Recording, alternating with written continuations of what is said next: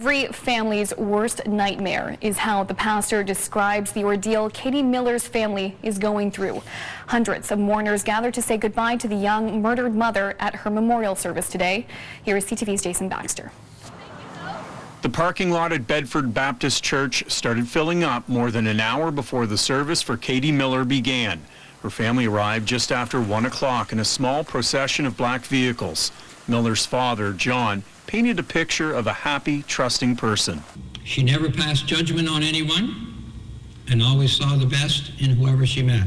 The 29-year-old Miller was last heard from in July. After months of searching, police have charged 3 people. Jason Johnson and his girlfriend Kelly McDonald face first-degree murder charges. Their friend George Hubley is alleged to have helped dispose of Miller's remains. Her brother Chris says his family still has so many unanswered questions. Why, when, what, all that kind of stuff. We know, I guess, the potential of who, you know, the accused, but of course there's going to be questions. During the memorial service, Catie Miller's father and her childhood best friend both described her in very similar ways, as someone with a warm and generous heart, an infectious giggle and laugh, and most of all, as a dedicated mother. Super smart. You know, I was certainly jealous of her intelligence, that's for sure. She dwarfed me in comparison, and she was always worried about everybody else. She was very selfless. Reverend Ida Whitehouse delivered the eulogy. She has known Catie's mother, Terry, for about 40 years. They're doing real well.